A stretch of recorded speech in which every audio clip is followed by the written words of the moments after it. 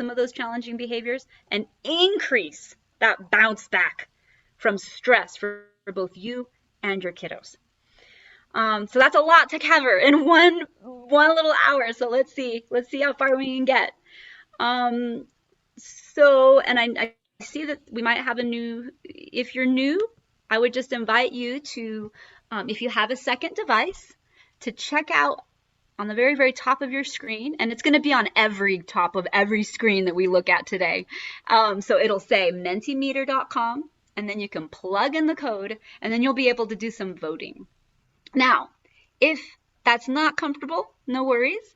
You can still use the chat, which should be available to you through the Zoom platform. So there's a Zoom chat that you can also use. And you can also, let's see, Deanna, can they unmute themselves? Yeah, yes, and I can also. So if they raise their hand, I can unmute them too. But I think they can unmute themselves. Okay, so you can either raise your hand or you can unmute yourself and just speak, okay, when we get to those places. All right, so let's just get started. Let's do a quick little icebreaker. And we're going to use this little icebreaker. We're going to use menti.com and just plug in, if you happen to have it open, go ahead and plug in the ages of your kiddos or the kiddos that you work with. And then if you can't do the Mentimeter, go ahead and put it in your chat, and I'll maybe stick it in here for you. And I'm going to do one. Let's see.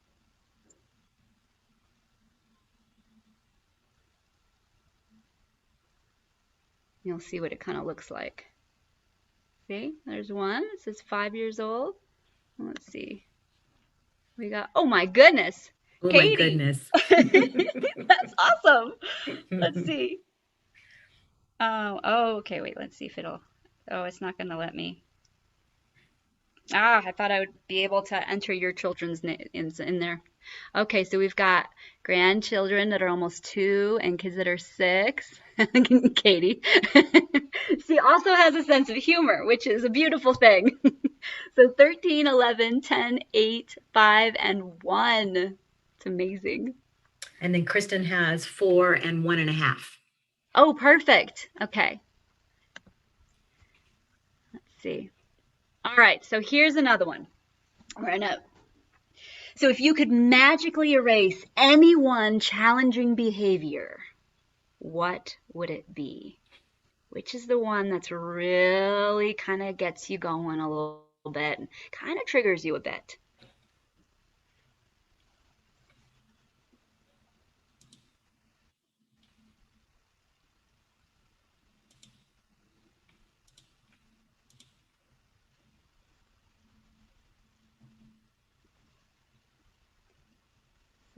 Reason it won't. Okay, there's whining.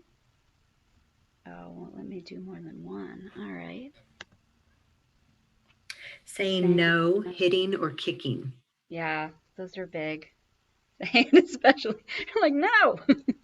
And Katie's just laughing at your question.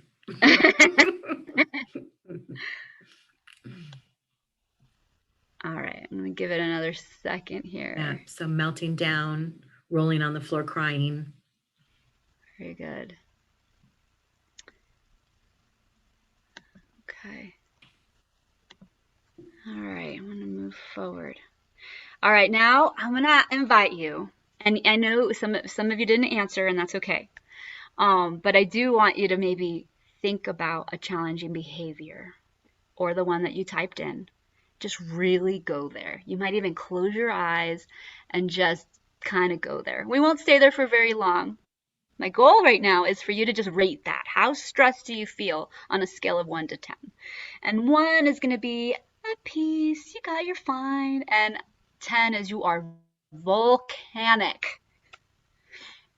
And you don't have to write that anywhere. Just kind of take note of that, where you are in that scale. Okay.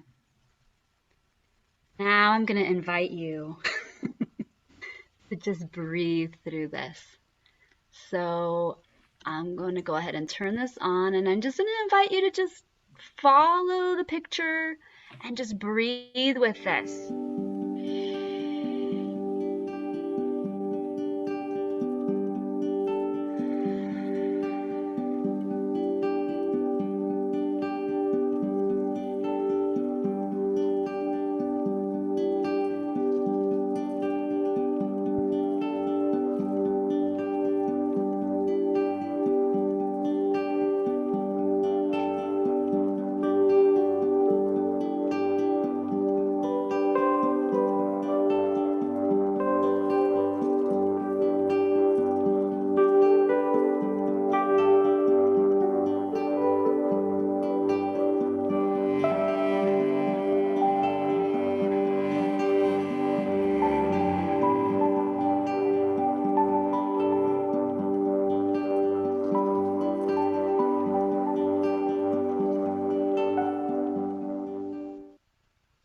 All right, now there was nothing fancy about that. That was something simple that you can find on YouTube. And now I want you to check in again and just really check in. And where are you at now on a scale of 1 to 10? Just kind of mentally note that. So deep breathing, and I know you already know some of this already, but it never bears, I mean, we can never say it enough. So deep breathing, among many other regulating activities, and we'll talk about regulation in a minute, can be a vital tool for helping parents. Now, don't get mad at me yet. I know this is really obvious. You're like, I'm not going to spend an hour to find out that I just need to breathe. I get that. I get that. But I don't want to leave it aside that breathing is such an amazing tool. So first, let me explain. Let's go back and let's just talk about resilience really, really quick. So resilience, just from the Google dictionary, when I just Googled it, it's just the capacity to recover quickly from difficulties and toughness. It's the ability of a substance or object to be able to just spring back. So if you're super stressed, you're going to be able to breathe through it and just get back to a baseline. And we're going to talk about here in a minute why resilience can be so helpful for brain function even. So just bear with me here. And then just another thing too is that during this pandemic, just we as a collective society, we've become just more stressed without even realizing it, because there's this low level of stress, all these different things here that keep kind of building up and building up and building up. And it just affects almost every area of our lives, including our parenting and our children and their, in turn, challenging behaviors. Okay, so it looks like Mentimeter might be a tricky thing for us to use, but we can still kind of use the Zoom chat if we want to, or try to use Mentimeter. So since March 2020, just kind of think about those difficulties and stresses that you might have experienced. And if you want to, maybe you want to share them on the Zoom Mentimeter, or if you're bold, we'd love to just hear your voice even. Just feel free to either raise your hand or unmute.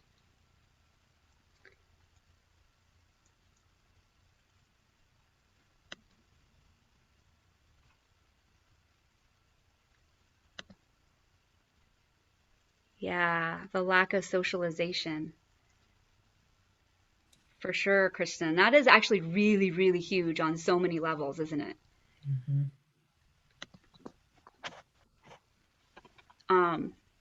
There's some top experts that will even say that making connections with other human beings is probably one of the most important things that we can do for our mental health, for children and for adults. So just making those connections are key. All right. So resilience is directly, oh, go ahead. Yeah. Oops, did we get her? Hang on. Let's see here. Here we go. Wait. Okay. Do we lose her? There she is. No, Kristen. Yeah. Hi. Hold on. Let me see if I can get this set up right. There we go. Yeah, I was just going to say it's kind of weird. When I had my son 4 years ago, we were socialized. I started parenting classes when he was like 3 months old, and we were doing weekly meetups, park dates, parenting classes, all this fun stuff all the time. And my daughter is now a year and a half old and has never played with another child her age. So she's never even been to a library. It's just a really weird time right now. So that's definitely one of the hardest things for me as a parent, is trying to figure out how to keep her interactive without being able to see everybody in our community. So Absolutely. No, Kristen, you hit on some really, really important points. And our little ones really, they need that socialization, and just as much as you do. Like teeny tiny ones, at least if they've got you, that's okay. But as they get older, they really need to make those connections. And so do you, actually. In fact, yeah. I really appreciate you sharing. Let's see. Kristen said her 1.5-year-old is the same, so different from previous experiences and so sad. It's almost like an entire shift in our culture, isn't it? Not almost, it is. It's an entire shift in the way we do life and in the way our children are experiencing life. And it's so fast. Sometimes these things happen really slowly, but this kind of just happened almost overnight. All right, let's just kind of talk about stress just a little bit, because this is really important. So when we experience stress, whether it's like this low-level stress that is like kind of creeps up on us and we don't even realize it's kind of messing with us, or if it's like major stress, like having to move, and everything in between.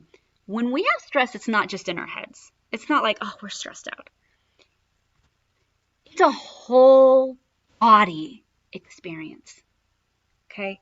And it affects the way you interpret and the way you behave and the way you react to life. And so scientifically what's happening is when you have stress, it's like a whole cocktail of these chemicals that start to surge through your body. And that's going to mean adrenaline and cortisol. You've heard these words before. And so these are literal chemicals. And I want you to liken it to if you had a glass of wine, and those are chemicals entering your body. And those chemicals that enter your body affect how you interpret, how you behave, and how you react. Okay?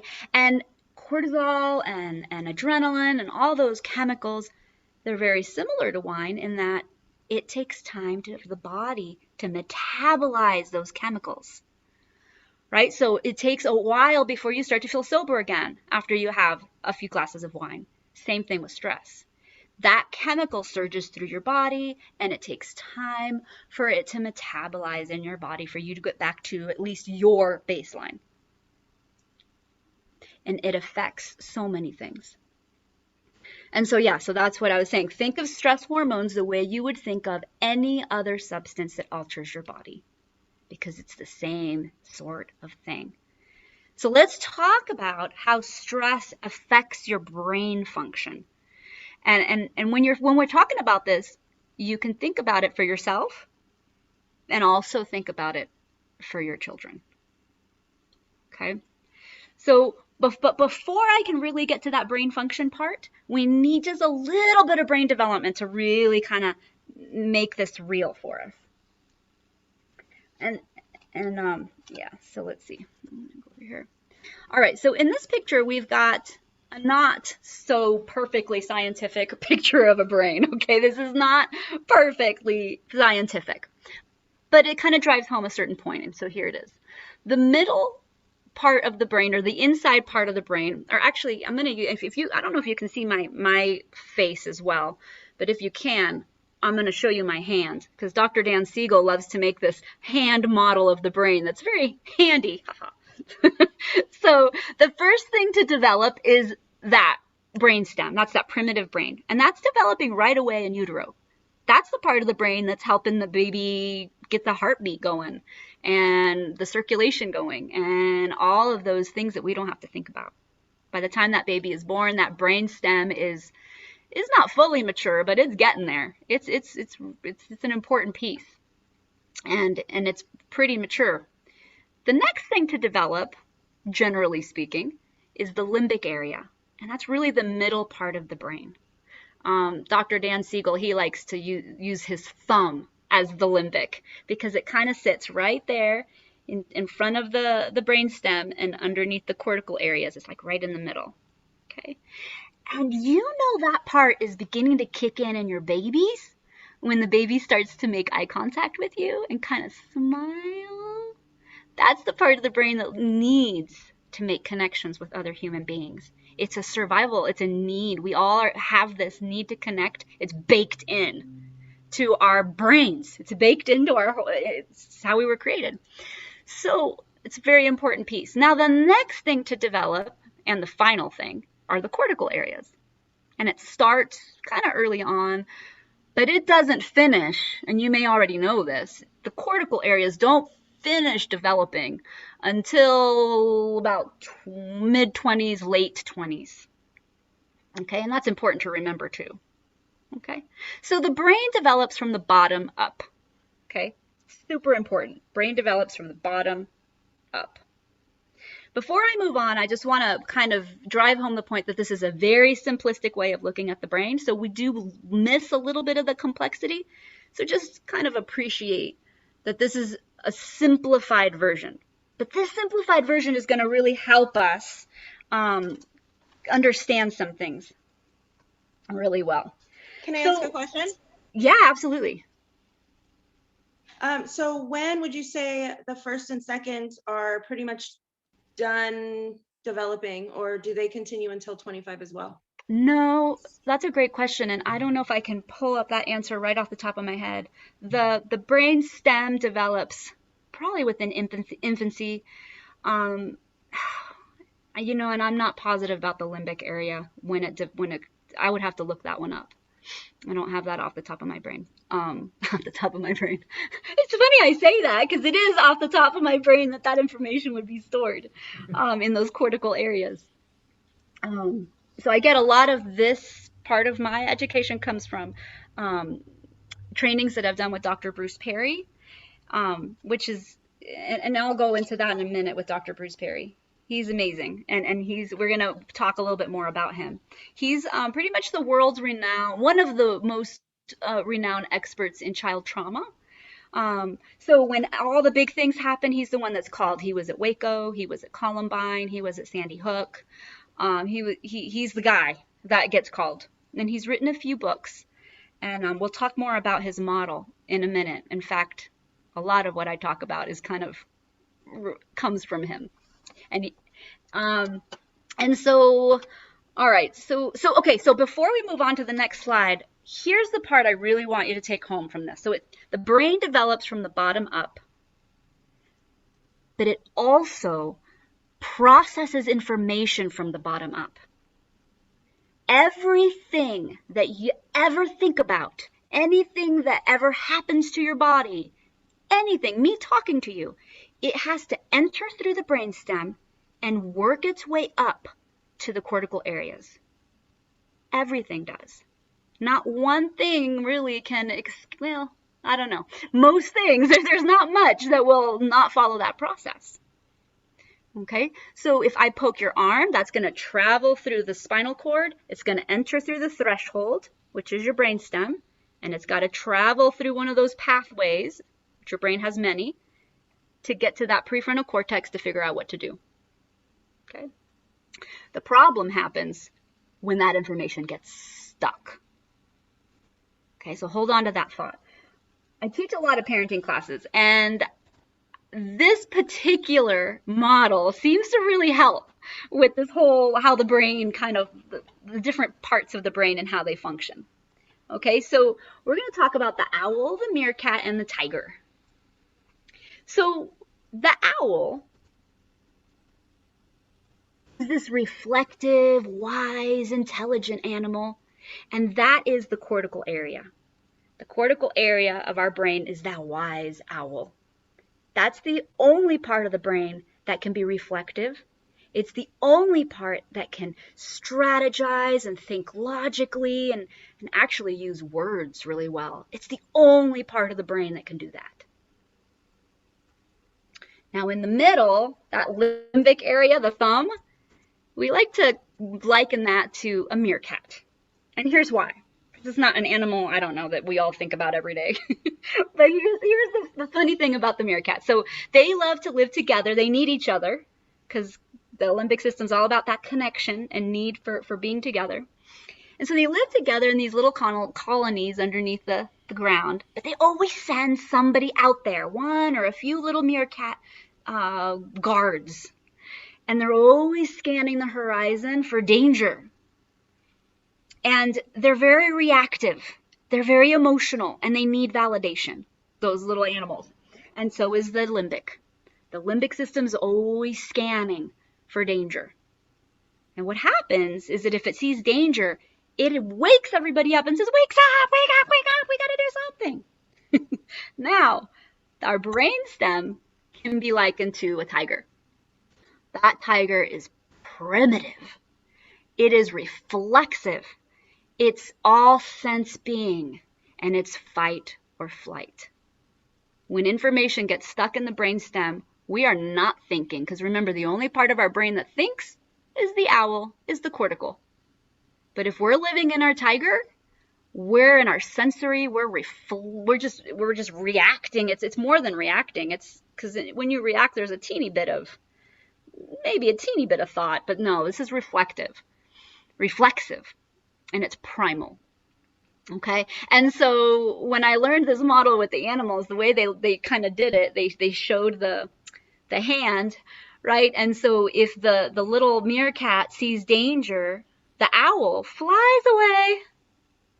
So, and then you've got the tiger in charge, because the meerkat kind of wakes up the tiger. Now, I could spend a long time just talking about this, but I'm going to leave it at this because what I want you to get out of this is how the stress response works. When we get too stressed out, that meerkat calls out, danger! And then the wise owl flies away. What that means for you as a parent is that all of those beautiful tools that you have stored in there because you've gone to parenting classes, because you have great friends that you've learned from, kind of goes out the window. It flies away with the owl. And you're stuck and you may be stuck in this emotional place where you're just reactive. Or worse, you're in fight or flight and you're yelling, you're reflexive, you could be there as well. Now, just the way this works for you, this is also your children. So when we walk up to our children angry, we are activating that limbic area. We're activating, and if they feel scared enough, that wise owl is going to fly away. They're not going to have access to learn. They're just going to react. So this becomes the trick. So what do we do about this? like you're like, yes, I've experienced this. What do I do about it? And I was gonna, I'm not sure, I've got my time. Okay, I'm okay. And I want you to, before I move on, I also want you to think about, that's how stress works, but it's also even pain. Physical pain is a type of stress, right? So imagine if you stub your toe and your kid runs up to you and says, Mom, Johnny can't stop, blah, blah, blah, or he's taking, and at that moment, your pain, because of your pain, not too much information can get to your cortical area. You can only really think about dealing with the pain. Does that make sense? Does that kind of give you like a good picture of what's happening? And so stress is the same way. Stress is just as it's very, I don't know how to use those right words, but it's very similar to physical. Stress affects our body physically just the way physical pain does. Very similar. There's some pretty clear reactions. So what we're looking at right now, this comes from Dr. Bruce Perry that we talked about a little bit earlier. Okay, he developed the neurosequential model. And the neuro brain, sequential, 1, 2, 3, model is based on everything I just told you, that the brain develops from the bottom up and the brain processes from the bottom up. Therefore, if we want to have effective communication with our children and our spouses and our friends and our parents and the people at the grocery store, we kind of want to honor that this is actually the sequence that we process information. We want to honor that. And what that looks like, he calls this the sequence of engagement. He says, well, first, we got to make sure that the tiger, he doesn't use the animal, so that's me. So we got to make sure I tell you what's what. But I like to use the animals. So we have to make sure the animal is regulated, that the tiger is regulated first. Got to make sure that brainstem is regulated. And then we want to make sure we make a connection with that human, with that limbic part of that other human. And then, and only then, can we reason with them and teach them and strategize with them. So if we go back to the stub toe, that kiddo, which is too young to understand this, he would want to make sure his mama's regulated. So if he was an adult, maybe he would help mama get some ice. Maybe he would be real quiet because words and noise can be very dysregulating. And then once he saw that mama was calmer, he might make a connection with mama and say, hey, are you okay? I'm sorry you got hurt. So that's how we make a connection. And then, and only then, would he say, can I ask you a question? I need some help with Johnny or Joey or whoever. Okay? But if he, and so that would have helped you deal better, right? But he's a kid. He doesn't know how to do that. He can't do that yet. But you can. You can understand this very simple, scientific, neurologically studied thing, where if you can help your kiddos regulate first, then really connect with them, and then teach, you're going to have a way better chance.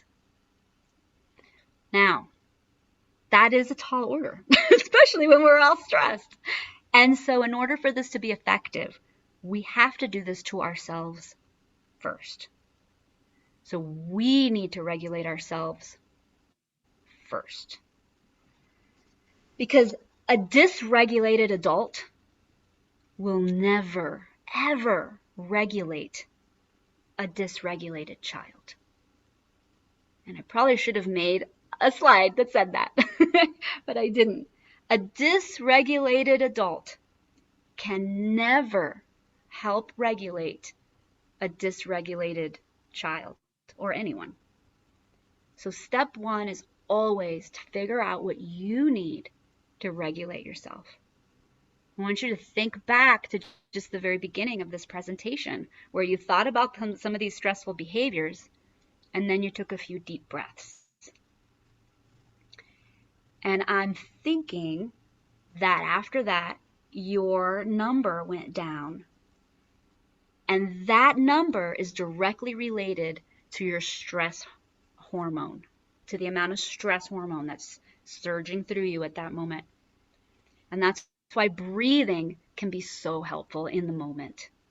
Different people will do different things to regulate themselves. If we had time, we could talk more about that, right? We could, some people go to the bathroom.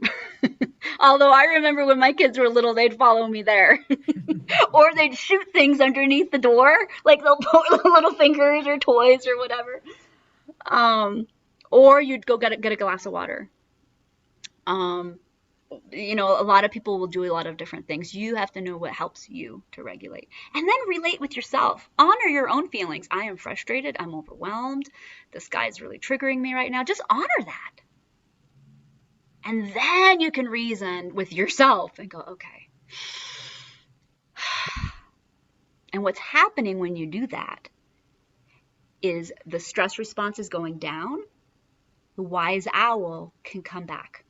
You're going to have access to more of that prefrontal cortex, to more of those wise things, those tools that you've learned along the way, you can actually access them then. Because here's the truth. The higher the stress hormone in the body, the lower the brain function. And that's just true of all humans. The higher the stress hormone, the lower the brain function. So the next thing, so this was just kind of like a little teeny tiny glimpse into what Dr. Bruce Perry talks about and the neurosequential model and how to use the brain as a parenting tool. Regulate first, relate second, and then reason, which is teach. Okay. Now, the last part of today's presentation is going to come directly from this article. And this article is called A Pandemic Toolkit That Parents Need. And this author, let's see, Veronica Tate, or Dr. Veronica Tate, she actually takes a bunch of information from Dr. Bruce Perry himself, and she wrote this article based on Dr. Bruce Perry's thoughts. And so what I'm going to do in the chat, I'm going to stick a link. There's the link to the exact article. Okay. And what this article really is about, and it's taken from, Psychology Today, it's Dr. Bruce Perry's strategies for creating a home life that can increase you and your family's resilience to stress. Okay? So what you can do in the chat is, if you were to cut and paste it somewhere so you can look at it later, or you can even just click on it and it'll open a page and come back to this one, but that way later you can go back to that article. Those are a couple ways you can deal with that.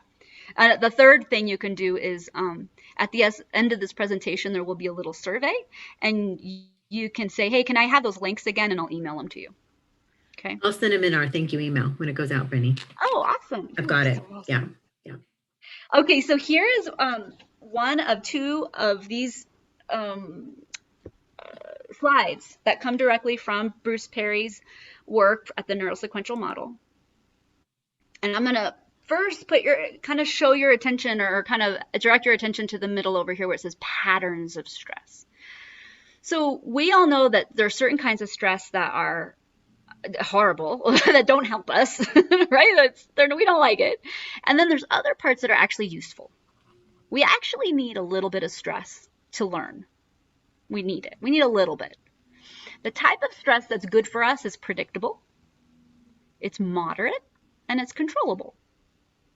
So the kind of stress that's good would be going to school every day. It's predictable, controllable. We understand it. We can do this. But the kind of stress that's not so good is chaotic. It's severe. It's prolonged. It's uncontrollable. It's parents who fight a lot. And it's maybe it's bullying at school. It's not controllable. And so what we're looking at in this particular graph are the things that, if we have too much of these things in our lives and in our children's lives, they are going to increase our vulnerability to stress. So it's going to make stress make you fall on your butt. And it's going to be very difficult for you to bounce back when hard life things happen to you. So the example that they give here are things like minimal daily structure. Now with the pandemic, the kids used to have this real nice schedule if they go to school.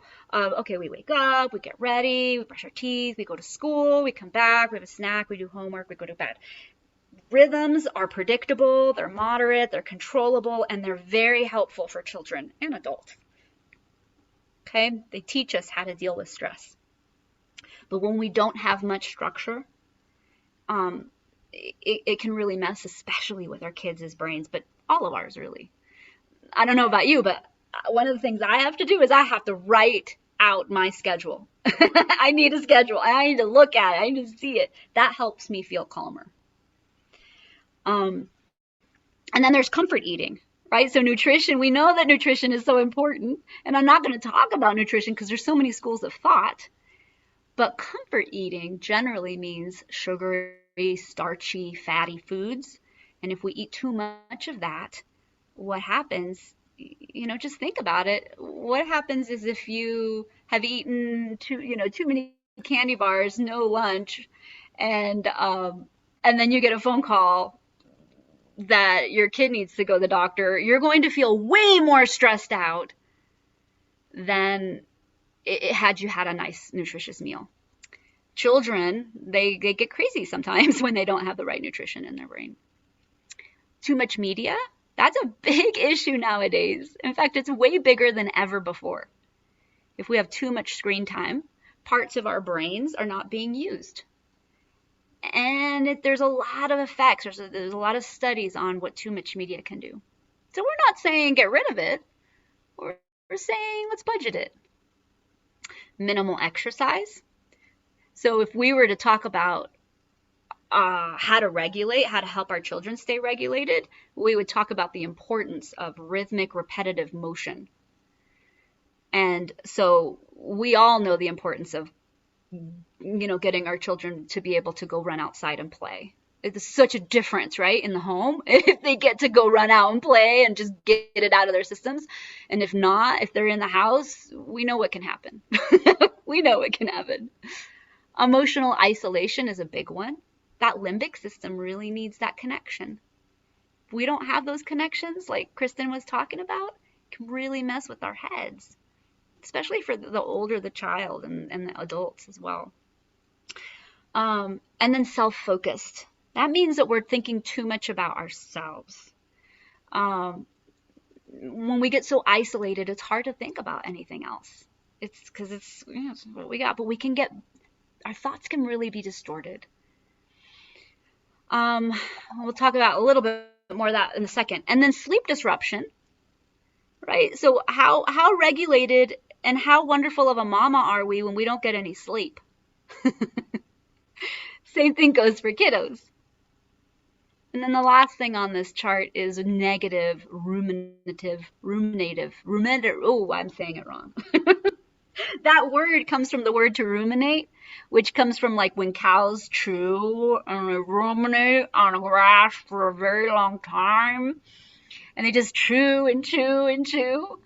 Well, when we have these negative thoughts that we just think about over and over and over, we're actually creating little trees in our brain that once they get established, it becomes routine. And then that becomes your go-to. And then it becomes really hard to break that cycle. So I don't like to dwell on the negative. I like to dwell on what I can do. What are the things that I can do to help my kids reduce their stress levels to the place where when stress does come, big stress, they're going to be able to deal with it. Same thing with me as an adult. And it's the opposite of everything we just said. It's that daily structure. And it doesn't matter what the daily structure looks like. It just means we've got one. And a lot of kids can benefit from having a schedule just written out, just so they can see it visually. I know it helps me as well. We just talked about that. And having family meals, that really helps with that limbic system, that connection part. Because in a lot of the other parenting classes that I teach, there's a big concept that comes from many schools of thought, which is you can only correct as much as you've connected with your children. So if you feel like you're the police at home, it might be because you haven't had a chance to really make some good connections with that kiddo. It might be. You can only correct as much as you've connected.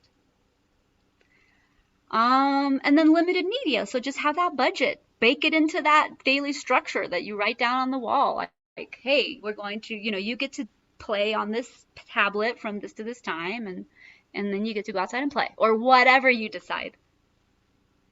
But really put boundaries around that, making sure that they have, and you have some exercise, adequate exercise. And then reaching out.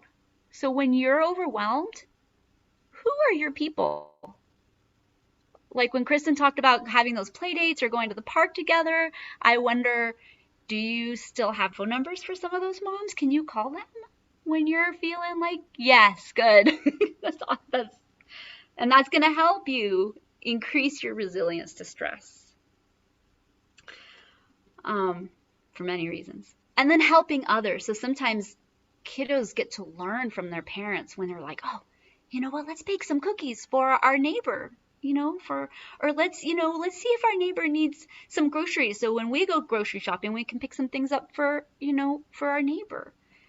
When the kids start to see that that we can do something, we can get out of ourselves and help the world around us, it gives them agency, it gives them hope, it teaches them to care, and it reduces stress, believe it or not.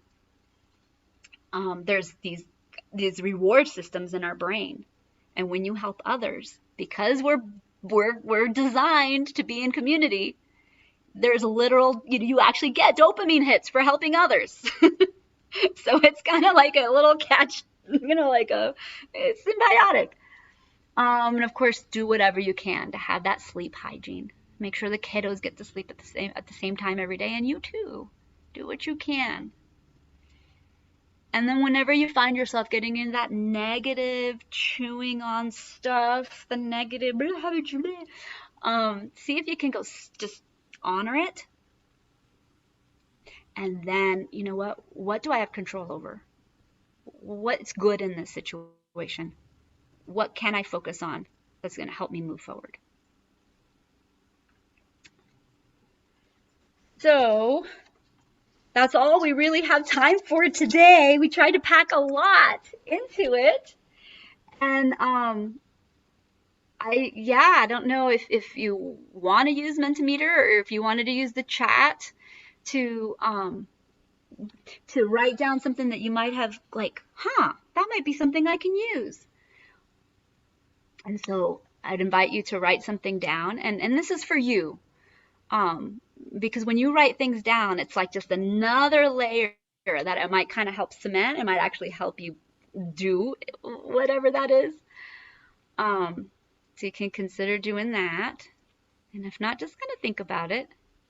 I can imagine, Beni, with this last year going on and children being home, that routine and schedules have become very difficult. And you're right, kids thrive on it. They absolutely thrive on a routine and schedule. So Right. Talk about chaos in the house right now, right? Right. All right, we do have someone in the chat. Let's see. So Katie said, thank you. Presentation was so helpful. Love the final list for resilience. Oh, awesome. It was good. Awesome. So before we end, does anybody have any questions before we end? Oh, look, we got another. Kristen says she has 3 pages of notes. Awesome. Yes, and what to do to have control over. So that's great. What she needs to do. So that's great. Oh, that's awesome.